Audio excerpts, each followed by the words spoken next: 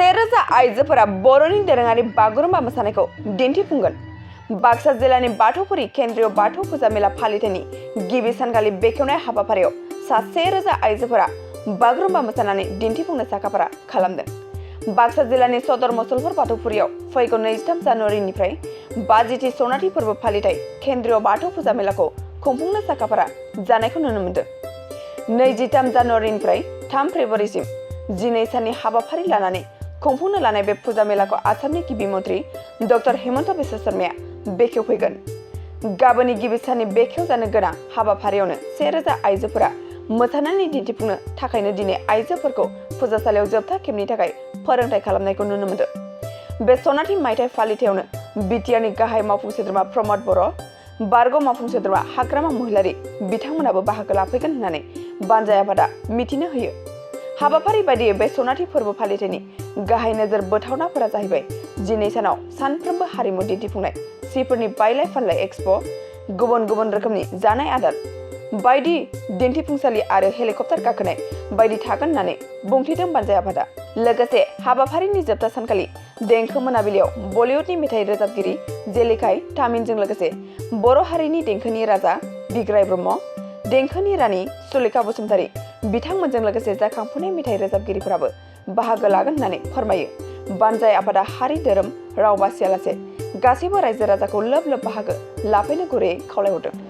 बाथौफुरि काथलिकआव मुसलपुरनिफ्राय थिक सानजाहा थानाय बाथौफुरि काथलिकआव केन्द्रीय बाथौ फुजा मेला सोलिगोन। गाबोननिफ्राय जानुवारिनि 23 खालारनिफ्राय फेब्रुवारिनि 3 खालारसिम 12 दिन रंगिना हाबाफारि सोलिगोन। बिनिखायनो दिनै गिबि सानखालि मोनसे जुनिया मोसानाय दिन्थिनो थाखाय 1000 बागुरुम्बा मोसानाय दा नैबेहाय जोङो ट्रेनिं लागासिनो दङ। Training Bagurumba dance. बे बागुरुम्बा डेन्सआव जोंनि काथलिकआव बाथौफुरि एरिया बिनि अनगायैबो गोबां जायगानि गोबां गामिनिफ्राय बे बागुरुम्बा मोसानाय जे मोसागिरिफ्रा बाहागो लानो फैदों आरो जोङो आसा खालामदों जोंनि जे टारगेट 1000 सिख्लाफोरा बागुरुम्बा मोसागोन बेखौ जोङो दा रिहार्सेल होगासिनो दङ। गासै फेब्रुवारिनि 3 खालारसिम जागोन। गाबोन 23 जानुवारि, बिनि उनावहाय फेब्रुवारिनि 3 खालारसिम गासै 12 साननि रंगिना हाबाफारिजों गाजा गोमजायै बेवहाय जोङो केन्द्रीय बाथौ फुजा मेला खुंनो थाखाय आखायाव लानाय जादों। मानो होनना बुङोबा जोंनि बे केन्द्रीय बाथौ फुजा मेलाया 1975 मायथाइनिफ्राय फैयै 50 बोसोराव दिनै आगान होफैबाय देग्लाय। बेनिखायनो बेहाय जोङो सनाथि फोरबो खुंनो थाखाय हाबाफारि लानाय जादों। गासैबो जोंहा doctor Himanta Biswa Sharma chief minister of Assam बिथाङा दङ। बिनि अनगायैबो जोंहा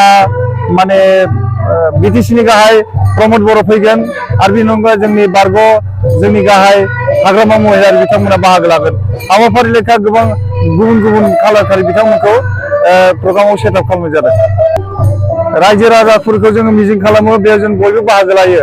ओरैनोथ' बाहागो लानायखौ नुनो मोनखायो आरो देग्लाय जों सनाथि फोरबो हिसाबै बांसिनै गाजा गोमजायै लैहोर फैगोन होनना जोङो मिजिं थिहरदों आरो खावलायनाय जायो। क'क्राझार सहरनि साखाथि थिथागुरियाव थानाय मानास पाब्लिक स्कुला 2024-25 सोलोंथाइ बोसोरनि गोदान मुं थिसननाया सोलिगासिनो। थिथागुरियाव थानाय इंराजि बिजोंनि मानास पाब्लिक स्कुलाव दासान्दि नार्सारिनिफ्राय 8 थाखोसिम गोदानै मुं थिसननाया सोलिगासिनो। बे फरायसालियाव गुन गोनां सोलोंथाइ होनायजों लोगोसे फरायसाफोरनि थाखाय दं मोजां खाबुफोर। थाखो फोरोंथायनि अनगायैबो yoga classes, basic computer education, English speaking skill, maths and science projecting, highly experience faculty आरो स्मार्ट क्लासेसनि खाबुफोर दं। बेजों लोगोसेनो बे फरायसालियाव हौवासा आरो हिन्जावसानि थाखाय आलादा हस्टेलबो दं। गोसो गोनां बिजाथिफ्रा थिथागुरिनि मानास पाब्लिक स्कुलाव मुं थिसनोब्ला नैबे जानबुं नाम्बार 6000853288 6000489621 9101008849 कल खालामनानै सुलाद लानो हागोन।